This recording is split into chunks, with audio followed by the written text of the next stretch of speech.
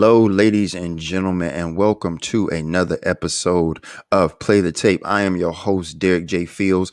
I always have to do it. Sometimes I forget, but we know we're human. Sometimes we infallible. But full disclaimer, for me, I am not a licensed social worker, a licensed or clinical counselor, or a certified drug and alcohol counselor. What the podcast, what the platform of Play the Tape is support, community, and advocacy for those with mental health conditions, substance use issues, and we have a journey of recovery, which is inspirational change moving forward. And that's what we do here, is provide hope. So my guest today, we met at a CIT. CIT is Crisis Intervention Team, and we'll talk more about that because my guest today is very heavily involved in that. My guest today, she was born and raised in Brooklyn, New York. She is a mental health professional with a degree in philosophy. Her current job titles are Correctional Behavioral Program Specialist 2, working for North Carolina state government and in the private sector as a behavioral mental health qualified professional. My guest today graduated in 2002 in New Rochelle, New York. Started her interest in this field in the late 90s as a volunteer, which grew into a paid entry-level position, counseling position. That's awesome. Over the years, she's worked in the health service in 3 different states, obtained her certification in developmental disability case manager, and master's in crisis intervention training instructor. In 1994, Chariesse finally accepted the calling on her life and became a minister and received her license. We're going to talk about that too. I love that. She is currently licensed ordained minister in the Gospel of New York and in the state of North Carolina and in the state of New York. She wears 7 different hats. She's an MC. She's in media marketing for radio and television, cable host, skincare consultant, and she's a passionate advocate for kidney awareness as she's a successful post-kidney transplant individual. Lastly but not least, Chariesse is a daughter. She's a niece. She's a sister, a bonus mother. I need to know what that is. And a grandmother. She's a prayer partner. And she's a humble servant, and she has a bird eye view of less than 5 years to her retirement. My guest, my sister today, Miss Chariesse Boyd. It is an honor to have you here, and thank you so much for doing the show. Thank you for having me, Derek J. Fields. Definitely an honor to be on Play the Tape. So I am very, very humbled. Thank you. Thank you. Thank you. I just want you to give us a background about Miss Chariesse, your start, how you got into the field and this career path that you're in. Tell us a little bit of the things that inspired you, that encouraged you to take this journey that you're on right now, and to give the hope and encouragement that you have. Yeah. Okay. You kind of gave us a surface bio of me. Thank you so much for that. Eloquently read and said, as everyone has heard. Born and raised in Brooklyn, 2-parent household. It was 3 of us. It appears my parents did family planning pretty well. We're all 5 years apart. So 2 boys and me. And came up in what society calls middle class, I guess. And had the honor of, I don't know how our viewers and listeners take this, but when you're growing up and your parents are observing you in a lot of cases, they want to put you here and put you there and kind of see where your gifts are. So I remember taking piano lessons and I was like, I remember getting into the Girl Scouts. I was a brownie. If anyone still knows what that is, I was a brownie. I became a Girl Scout and I liked that. And I remember being put in ballet at like 4 and stuff like that. And I later found out, that's because our parents were just trying to see where our gift lied. And one day I was sitting in the back of a 1970-something Thunderbird, and my mother was driving, and some song came on the radio. And I was singing it. And my mother got to my grandmother's house and said, Chariesse knows how to sing. I didn't include that in my bio because I don't do much of that anymore. So singing became a bit of a passion for mine. I would do it in my room and write the lyrics to the songs, moving forward and faster. Uh, I remember growing up with my neighborhood peers. They would always tell me their secrets. They would always feel comfortable enough to tell me what boy they liked or what girl they liked or, different things. And I was real good at keeping a secret, Derek. I was real good at keeping a secret. And, they confided in me. Unbeknownst to me, that was going to later become one of my gifts.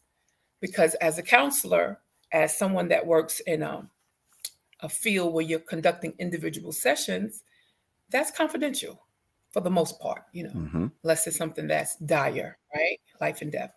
And I always listened to people. I always was a listener.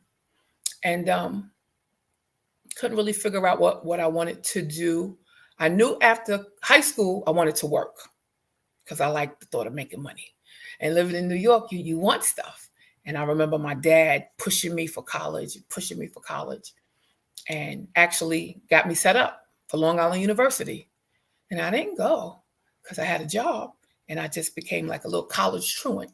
And after the first semester, when they found out, they was like, all right, you're on your own. You are on your own. And I did what I wanted to do, which was working. And then I looked around and I found my salary wasn't as high as everyone else's. And somebody came to me and said, because you need that little piece of paper. So lo and behold, as an adult living on my own by this time, How old I were went, you at that time?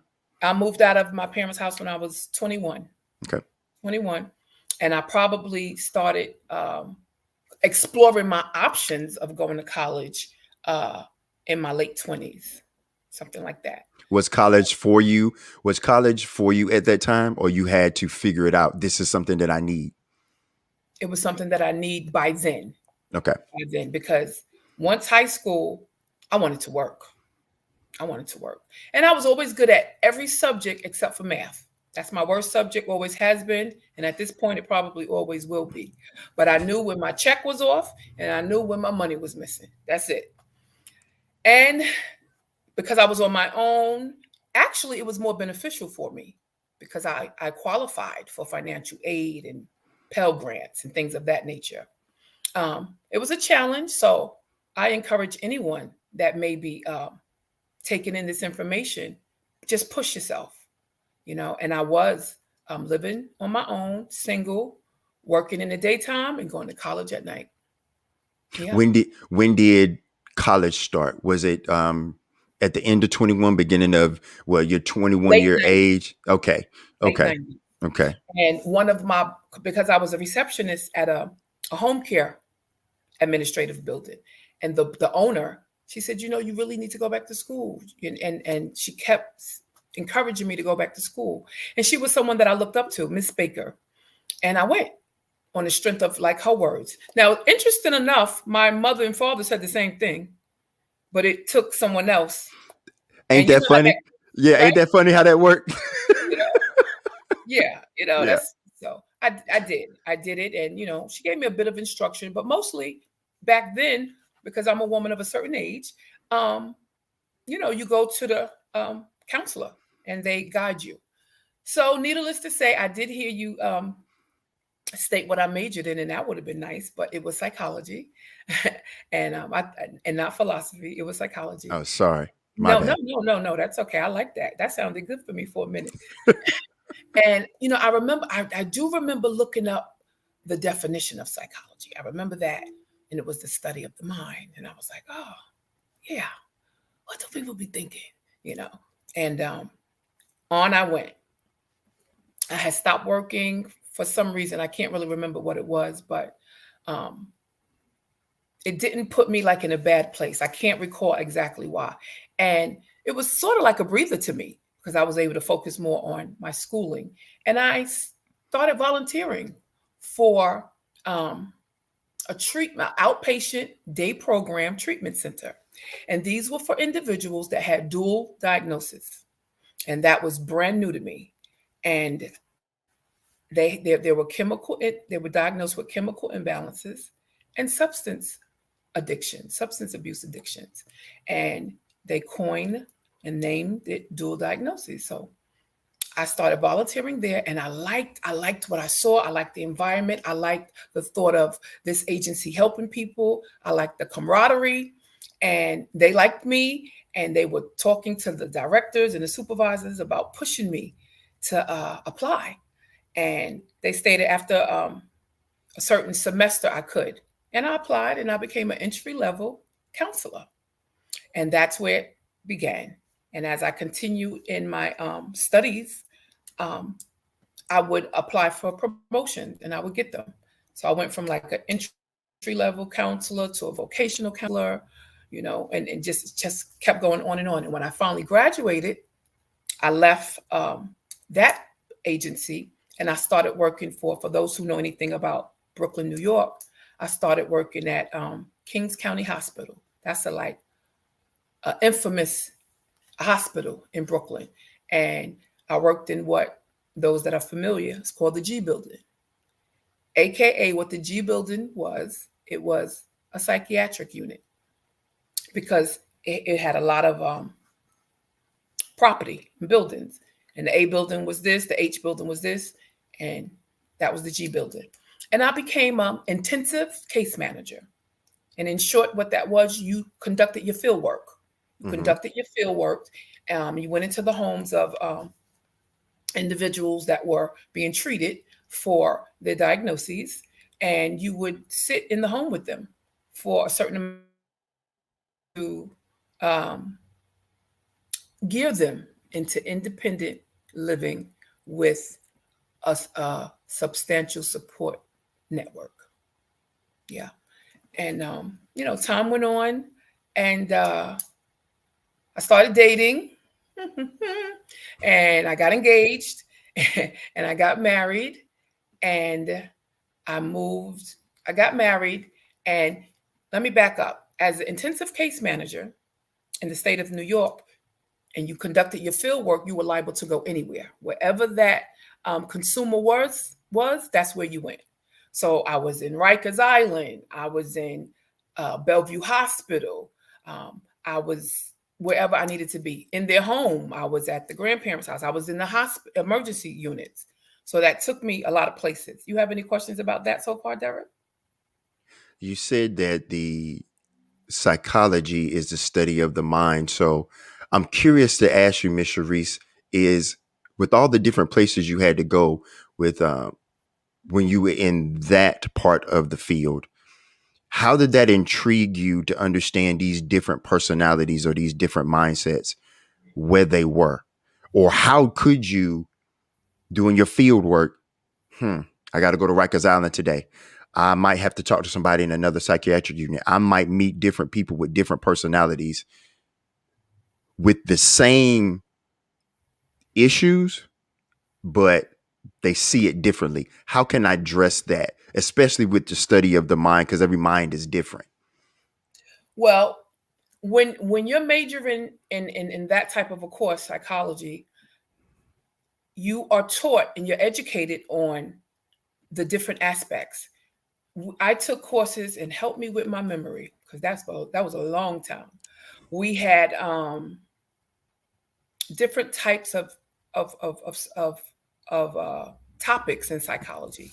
It wouldn't go as deep as like forensic psychology. It would not go that deep, but certainly we could read up on it if we chose to. Mm-hmm. And we would find out the elementary portions of what that work entailed, assessments, um, reading the history, um, focusing on and investigating the genetics, the family generational line, what different diagnoses meant. Now, we did have to carry around with us like a Bible, the DSM. That's the Mm-hmm. acronym for the Diagnostic Statistical Manual, which would be the holy grail. That was the Bible for anyone that was in the field of behavioral and mental health. So that is something that we clung to. Why? That is what had all the different diagnoses in it with their definitions. And Derek, I'm sure you probably do know this, and if not, you probably known it, and it's to remind and educate those that are listening and watching. It evolves. More Right. and more diagnoses go in it every revision. So we would get the background work, but I'm going to be quite honest and frank. Mm-hmm. All that book reading we did in college, it's good to have under your belt, but your real work starts when you're in it. Okay. Your real work starts when you are in it. And I'm telling you, everything that I studied and read, I had it, but I had to act on a great deal of what I studied, but more my instinct, my surroundings, my feel, my vibe, my approach, my tone, right? My Right. stance, my stance, my safety. And that's just the truth. You had to gain that experience and couple that with your book knowledge so You that better you believe it. could be the right fit for that person that was in front of you at that time. I appreciate Absolutely. that. I appreciate that. That's, to me, that's care. That is humanity, because in my for me in my journey, I haven't experienced. It took me a long time to find people that care, and I That's thank you for that, because you don't hear that. Like, I had to be aware not only of my book studies, I had to make sure that Chariesse had the right care, the right stance, the right intuition, the right awareness. I appreciate that. Thank you, because it's because I would come to you, I would trust you. I'm like, I'm going to Miss Chariesse, even though you might not be my case manager. I'm yeah. going to Miss Chariesse. I heard that a lot. I mean, I heard that, I'm humbled and grateful, but I've heard that a lot and I still hear it today. I will say this, and I would like to hear your response or comment after I say it, Derek. You have to be cut from a certain carpet to work in that field. How how do you respond to that? I agree. It You do? can't, it shouldn't be. I don't want to say can't, but it shouldn't be. Hmm. I'm going here because my wife works in the same field. She's a recreational therapist. And she tells me all the time that there's people that's counselors that go in there and they'll just hand people a sheet and there you go. Or they'll process and they'll talk for an hour and not have it interactive. And it's the ones that come in there that are a paycheck, or they're looking at the clock, or again, they having you hand you a sheet. Do you have any questions? No, educate me, because I don't know why. I have a little bit of surface area why I'm here, and sometimes that's court order, and sometimes it's not. So That's right. I agree. You have to. Like I said, there's three that stand out to me in my 15 years of dealing with mental health and substance use, because I'm dual diagnosed too, a co-recurring, as they I say. did know Yeah. that. Yeah. Yeah, 2 years of little over 2 years of sobriety. And then of Uh-huh. course I've dealt with my PTSD and my MDD through my ACEs, which is Yeah. adverse childhood experiences. And then Oh, I've dealt with my oh, military um that's right. trauma. Right. So it's three people that Miss Tanya, Stephen, and Miss Melissa, that I'll never forget them, because they're like you. They care. They care, they care, they care. And to the point where it's like, okay, as a client or a patient, you be like, you need to go home. We love you too. But go home. So, So good. but Very you're good. right. But you're right. You have to be cut from a different cloth, and you have to have that humanity. So, Yeah.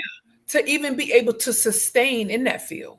mhm. Because if you can't take, because you can have a daily planner or a weekly planner for what you're going to do when you arrive at the job all day. But in this field, anything So can interrupt. how do you prepare?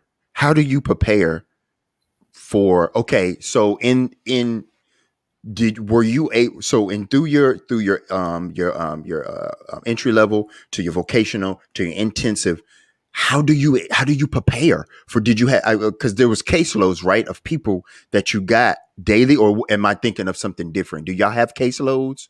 Were there caseloads or were there No, individual you are sessions? exactly right. Okay. How You're did you exactly right. How did you prepare The for good that? news is, Mm-hmm. okay, and I like that. The good news is you were trained. Most every sector, every agency, um, you have to go through training.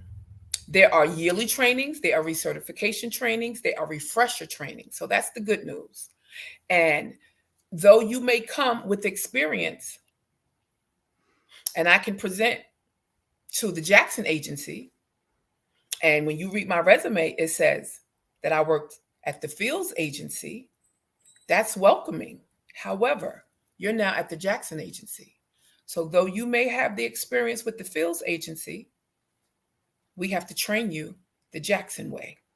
And I Mm. welcome that because you take what you know, but you sit as a open-minded professional ready to learn on how to do it under the Jackson agency's policies, procedures, and guidelines. And yes, you will find many similarities, but there'll be a few differences. And I don't know if you've ever heard, but oftentimes you'll have new hirees that start and they'll say, well, when I lived over there in California, we ain't do it that way. And you know what everyone's thinking in their mind, right? Well, you ain't Yeah. in California. Yep. That's And go ahead, you go. Because no, no. That's just funny because that's something that my wife is dealing with right now. And we sit down and we talk. I'm like, don't forget what you learned over here in Texas. It's different at this treatment facility. But don't forget what you learned there. But you gotta learn and be open to how they do things here, and then mash it together. So yeah, that's funny that you mentioned that because that's what she's going through right now. and to her or anyone else, my encouraging words on that would be, that's right, keep it. Just like you said, you keep it. But you just kind of stay in observant mode. Mm. And when it's time for you to roll your sleeves up, wow them. Wow them. Because I can almost guarantee they'll come back to you and say, well, how'd you do that? Well, how much? Okay, it worked. Well, that's good because you come with that experience and you come with tools that you know could be successful. Because here's the thing: names change, but the behaviors stay the same. Mm. The names may change, but those behaviors you'll be able to recognize them because the behaviors will stay the same. They're familiar behaviors. They're behaviors that you've worked with before. And even though everything won't be to the letter from your previous success, you'll find some identifying tools that you have in your toolbox and you can utilize them. As long as you're not stepping out of your um, policy of that agency or that sector, I would encourage it. And if you're not sure, I would make mention of it. And I would make mention of it in an optimistic way. Well, I know that, but if you why don't, have you ever thought about trying? Because I have tried that in my past and it worked. Is it okay if I try it? 9 times out of 10, you'll probably get a yes. Mm. You know. And speaking about the cases, I heard you mention the cases. We had case management training. Initial case management training as I was coming through the ranks, coming up in school, was at Hunter College in New York, very popular college. And that's where I got my case management my way. Yes, I had other types of trainings, but that was the meat, potatoes, and the foundation for me. Oftentimes, when I did relocate to these two states, which is uh, I got married and moved to Delaware. Delaware is the second largest state, Rhode Island, and then it's Delaware. So Delaware had 3 state prisons. I worked in all 3 of them. Wow. And now, yeah, now currently residing in Eastern North Carolina. Um, all that I worked in and learned, I did bring it with me. Some things I had to throw out, and some things it complemented, what I was doing at the time and am currently doing. So yes, trainings are essential. depending on where you're going. It will be asked of you. Do I promote it? Absolutely, because things change all the time. Since I've been in the field, more rights for the consumer, I'll say that, has increased, has been recognized, has been brought to the forefront. Another principal identification that has been brought to the forefront: person centered individuals. It's not find a wheelchair. His name is no. There's Eddie over there. That's and Eddie, he happens to be an individual that uses a wheelchair, something like that. Person centered. We are people first, right? Mm-hmm. We're not our illness. We're not our diagnosis. We're not our sickness. We're not our addiction. I'm Chariesse. Yeah. Being able to see the person instead of the ailment or the disease or the condition. I think that's a great way to look at it, because then you can go in with a certain level of sympathy or empathy. That's right. And I feel like sometimes that gets lost, because they're so, oh, are you okay? Like, wait. I didn't need the awe just yet. I just need you to see me as a person first, and then we can get into the awe. Not saying I don't want it, but just see me as a person first.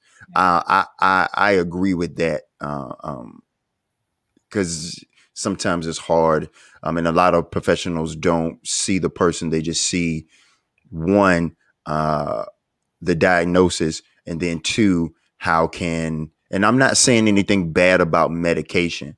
Right. Medication is a good tool to become stabilized, so that to get me back to my homeostasis, which means a baseline to get treatment. Now I can hear the treatment. Now I can hear the tools I need. I can get the spiritual principles. I can get scripture. I can get to a meeting. I can be comfortable to talk in a group setting or a one-on-one. So I'm not saying anything, but what I'm saying is that I just don't want to come into an office and it's medication first. Oh, let's raise it. I'm like, whoa, I just want to cry. Can I cry real quick? Yeah. So, Mm. so with everything that you've learned up to this point now, as a correctional behavioral program specialist too, what is that? Explain what that is and what you do in that role. Okay. So here on the eastern side of North Carolina, we have 13 correctional facilities because, yes, I work with North Carolina state government and I'm in the adult correctional sector. Okay. We have 13 facilities, and a great deal of those facilities have correctional behavior specialists, one and twos, and they have different roles. Every prison has different roles for the behavioral specialist.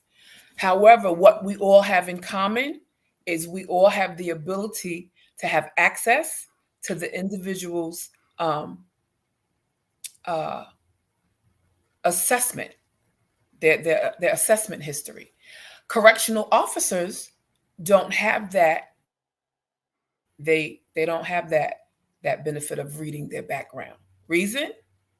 They are the custody safety portion of the facility, where we are the treatment part of the facility. Okay. So we come with the more caring, passionate help, help type of, where they're more of a preserve safety, right? A little bit more militant, which is a pro and a con. And that takes me into that crisis intervention, but I'm gonna get there in a minute. Okay. So the role of a behavior specialist, we have that. We can look into the history of an individual that comes across our case. All behavior specialists do not carry caseloads. Very few do. I happen to have worked in a facility where we carried a caseload. In addition to the facility that I worked in where we carried a caseload, you have to be certified as a developmental disability manager to carry, for the acronym's sake, a DD caseload. And what does that mean? That's an offender that's doing time, that's been convicted, who takes um, the um, the IQ test and scores 70. Who scores below 70 or 70 and below. So they are considered um, to have a challenge with their abilities, So they wherever have that may be. so they have to qualify to get in to get a part of this program, or is this something that is offered in the correctional system automatically, or it has to be It's a a part of certain? the thing. Okay, okay, When a person comes into when a person is convicted by the courts and they come into the prison, because that's another thing, Derek. People say jail and prison. People call jail prison when they mean prison, jail. Jail is different from prison. yes, it is. But oftentimes you'll hear the title five, and they'll say, well, my son is in jail. He ain't coming home for like 25 years. Then he's probably not in jail. Yeah, he in He's prison. probably in prison. Mm-hmm. And I even hear it on the television, with TV journalists and news journalists. No, prison and jail is two different things. So let's just make that clear. Um, when you enter our intake unit, and we have various intake units, and that's when certain things are conducted. You don't have a choice in the matter. And testing is one. Um, you know, um, Seeing what's in your system is two, through urinalysis test or blood test or however they can get it. It's usually urinalysis test, and just over taking a whole overview of your somatic, your body, because we have to check for tattoos, we got to check for this, we got to check for that, because as many of us may know, different tattoos mean different things. Right. So to keep up the continuity of safety, if this tattoo right here means cats and dogs, and this two tattoo right here means gorillas and lions, and we know that cats and dogs and gorilla and lions don't go together, we have to check you so we don't put you in the same unit, right? So all Right. these things are mandatory. Getting back to the behavioral IQ test, that's mandatory, because we have to keep and maintain and keep up the statistics on who's coming in, just as much as we keep up the statistics of what ethnicity of a person is coming in, just like we have to keep up the statistics of who's transgender and coming in. Somebody may say, well, why, Chariesse? Why? Well, oftentimes, because I work in adult male, right? Mm-hmm. I don't work in the females correctional part, because we can get an individual that comes in that has already started hormone treatments. It's against the law for us to not continue that. Oh wow, I didn't know that. So there's a whole nother direction we have to go in. Um, if their physical body parts are showing, we have to put them in a certain area. We have to give them a certain kind of treatment that stays within the laws of the state and the federal laws. Yeah, we have to make provisions. So what am I saying? I'm saying that the job of a behavior specialist comes with testing. We have different types of testing, not only one type. We do battery testing. There's different titles to the different types of testing that we do. Oftentimes, the titles of those testings come from the person who created it or founded it or invented it. And it's just your level of functioning type of testing, Okay. be it in matriculate, your fundamentals, how well are your motor skills, right? We check to see, because sometimes they may state, or we may have it noted from previous jail arrest, that they had traumatic brain injury, just different things. They have a sleeve length long full of DUIs. So we have to obtain as much information as possible for that um, offender, and that's where because a great deal of us, I'm just watching my time Oh, you fine. because I'm Hmm. being obedient to you, and a great deal of us, a great deal of the correctional industry is um, servants in the population of individuals that are diagnosed with mental health diagnoses, substance abuse. And we have to acknowledge that so that we can govern ourselves accordingly Hmm. and continue to do our job, but treat them as the human that they are. I know we got about 20 minutes, but and I want you to come back because in an hour, I tell my listeners and my viewers all the time, it's hard to get everything in an hour, but that's why I want my guests to come back because I, there's so much content here.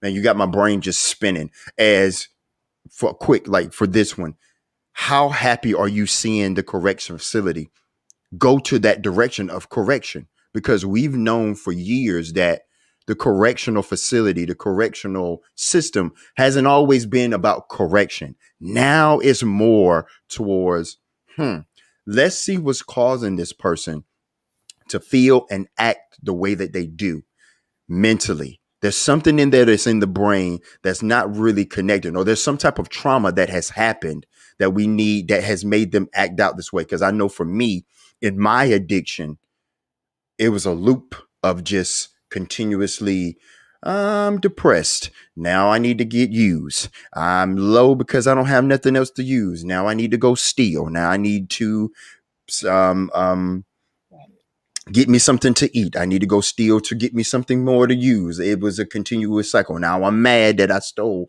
My soul is hurt. Now I gotta use to get me up. I'm trying to have sex. I need to use to feel good. I need to feel good. And now y'all are going to that direction of more correction. And I appreciate that. How do you feel about that going that way now? One word, ecstatic. Yeah. Good. Awesome. Good. Long Good. time coming. I know that's right, and I appreciate that. Real quick, let's talk about the CIT because I know you're heavily involved in that, and that goes that goes with the correctional part. Before you even get to jail or prison, you have to there's an officer there. There's someone that is called, and CIT is a new way, a new age of giving our first responders, well, our correction officers, a way of looking at substance use and mental health crisis differently than they did in the past. Could you elaborate on that real quick? Yeah, I think I can do that in a New York minute. So, so CIT is the acronym for Crisis Intervention Team, and we train. It started with um, across America, and it just kept increasing and bringing more attention. We train first responders on how to approach an individual and to be able to recognize um, signs into knowing that something may just not be right, not necessarily the criminal act that they're being accused of or alleged to have done. And we're trained in that, and we're trained how to approach the various situations, and we use de-escalation often in a lot of these quote unquote crises.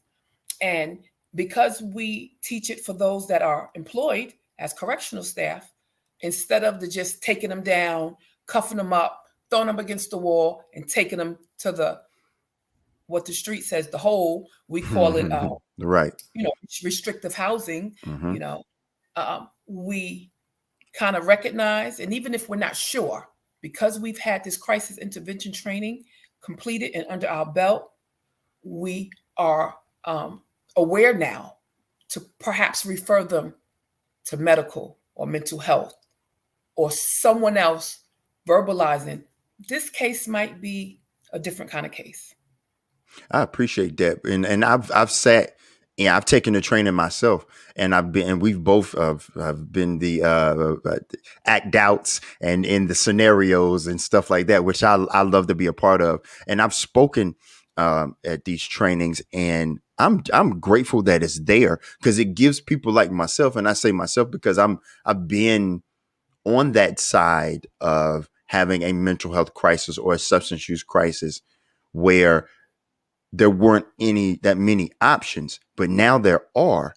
And then it wouldn't be the extra trauma of that force. Right. Um, Now there's that de-escalation, that approach, that talks to identify, like you said, something might not just be a little off, other than that criminal aspect that they being alleged accused for, if they did not do it. But also, y'all had there's the integrative family services, there's mobile crisis that they call to have a certified or licensed therapist come out and give us more options than just putting us in the back of the car, putting us in the hole, where we become even more traumatized and even more susceptible to shutting down. Um, That's right. so I really want to get to, man, there's so much, but I really want to get to you becoming a woman that came to faith. I really think that's important because I'm a man of faith myself. I believe in God. I believe in Christ Jesus. I believe in the Holy Spirit. I have to. People always ask me, um, how'd you get here? What did you hold on to? Like, I had to hold on to Christ. It was God's grace that kept me and put me here. I mean, before I had to get to the CITs and the QPRs, which is question, persuade, refer, it's a gateway for suicide prevention. To before I got to NAMI, National Alliance on Mental Illness, before I got to all these places, NAAA, God had to keep me. So I want to know how you came to faith and how you came to believe and become a minister or ordained minister. Amen. Like, I think that's important to share as part of your story. How much time I got? You got 12 minutes. I'm gonna do it in 10 or Okay. 9. So evidently, and I currently host a show called Access Your Inner Wisdom, and we'll talk about that on the next show. Yes. So I I believe that we are born with these gifts, right? And when I gave you a little background of me, I spoke to you about how I was always listening to people and I always kept secrets. Those are tiny little tidbits of tools that ministers, counselors, right, and ordained individuals have. You have to be able to hold. So it was always there. I just didn't know what it was titled. And as I grew up, and my life wasn't always peaches and cream. I know you heard me say the two-parent household and middle class. Oh, but I forgot to tell you, I was the worst of all the children. Got to say that part. So it took me just being a rebellious preteen, teenager, and late teen, and probably discreetly uh, young adult. All the while, when I was in my early teens, because I was so disobedient and rebellious, my mom gave me an ultimatum. She said, "You need to go find you a church. Because if you don't go find a church, I don't know what I'm going to do with you." So at the time, I was living in Coney Island. Should be a little infamous name to people. And to get way across town, you had to take a bus and a train. So my mother told me to go find a church. Say where. So I jumped on the bus and the train and I go all the way to Brownsville, Brooklyn, New York. And that's where I found the church. But my grandmother lived over there, and I knew that I had a distant aunt that had children in this particular church. Lo and behold, I walk in the church, it's full of young people. I'm gravitated towards it. It's bumping, it's bouncing. I see the ushers, they look my age. I want to join. So I do see my aunt's sister, and she's like, "Hey, you made me daughter." I was like, "Yeah, you joined? Yeah. Can you call my mother and tell her I joined?" "Okay, baby, I will." So I go out to the payphone, and I was like, "Ma, I did what you said. I joined the church." She was like, "Oh, which one you joined?" I said, "First Baptist," but there's a First Baptist in every neighborhood. So Mm-hmm. she thought it was First Baptist Church, Coney Island, but it was First Baptist Church of Brownsville. How did you get way across town? And nonetheless, you joined. It was from there that the leadership would say, "Hey, I see you should be the president. You should be the missionary. I see leadership in you." They saw stuff in me that I didn't see. And as I continued to um, get involved into church. In my Bible studies, I became very curious. That was my problem. I was curious in the street. That was a gift that God wanted me to channel into being curious Mm-hmm. about Him, His way, and His word. Time goes on. I'm into it, hands and feet. I'm in it, and I was told that I was going to become a missionary. I knew the work of a missionary. Go out and compel. We did it. We did it. We went to women domestic violence centers. We fed the homeless. Yada yada yada. Then, oh, you have the call of a preacher on you. Well, what is that? I need to really know what that is because I see what y'all do and I don't want to do that. No, you'll still be, you'll just be a servant to help, Right. to get your studies. And every state I went to, I used to sit in the background and they would say, "You come up." Gosh, and they would see that gift on me. So in 1994, I got my license in New York to become a minister. And I remember working hard towards it, consecrating, separating myself from things that would not uplift me spiritually. And we continued. I became an evangelist. I got my license. It went down to the courts. I could perform different things. And I still was questioning. I was like, do I have to be behind the pulpit? I mean, I know how to do it. Y'all taught me how to do it, but I want to go out there in the world. Mm-hmm. That's my thing. I can Mm-hmm. I can I can do it and I do it. But I want to go. So the work that I do, Derek, ministry is in it. It's Yeah, in it there. is. Absolutely. I don't walk around with the hat on, but what comes out of my mouth and the passion you see, it's in there. But And if no, I do see it, and I think that it's not as prevalent as it should be in a treatment um, plan. okay. Um, uh, I believe that it's bipartisan. It's body and spirit. Like there are. I know for me, I can't fix one and not fix the other. Mm, Um, hand in hand. yeah, right, absolutely, hand in hand. And I'm still. I my mother said the same thing, and I did not want to believe it until God was like, "Yeah, you gonna believe it, all right." And people ask me all the time, um, going through that addiction, that hell that you went through, what do you say about it? I say it was a blessing. They look at me funny when I say that, especially when I do HNIs, and that's hospitals and institution. For my listeners and viewers, that we will go speak and be and share our experience, strength, and hope. And people look at me funny, like you call it a blessing. I'm like, I have to. It was the only way that God had to sit me down and to make sure that 100% of my faith and me as this temple could serve and give glory to the Most High God, to my God. Yep. So yeah, I'm with you. I still struggle, and we tell people we're not perfect, and there's no such thing as perfection. But I'm always going to be in pursuit. So The struggle is real. always, always, always. And yeah, I see your passion. I see your passion. Likewise. I Like feel that. Thank you. I feel the presence of the Lord around you. Um, I'm just blessed today that you're here and you're giving this strength and this hope and this love to people and these resources. So before we wrap things up, uh, where can people, if they need to get a hold of Miss Chariesse and ask more questions, do their due diligence? They're dealing with their mental health. They're dealing with their family members that are in a correction facility, mental health. They know veterans or military personnel, service members or first responders, or they're a caregiver. How can they get in touch with Miss Chariesse, and Miss Chariesse can help them, guide them to where they need to be, if you're okay with that? I am. Um, are you able to put it on the screen when I say it? Not yet, but Okay. hopefully I'll be able to get there and I can put it in the transcripts. And so when I do my website, everything is going to be on my website. That's fine. Yeah.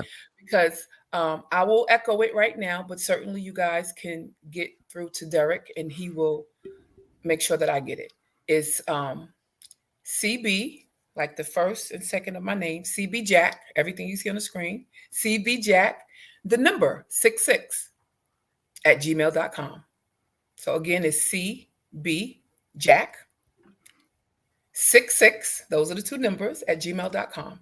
Um, I also work with integrated family services that you mentioned. So that's that part-time private sector that you spoke about. So certainly I do promote the mobile crisis. The mobile crisis. That's 24 hours, 7 days a week on the Mm-hmm. street, on the corner, at Walmart, standing on your head, and we got you 24/7. And I sometimes carry that crisis phone as well. Awesome.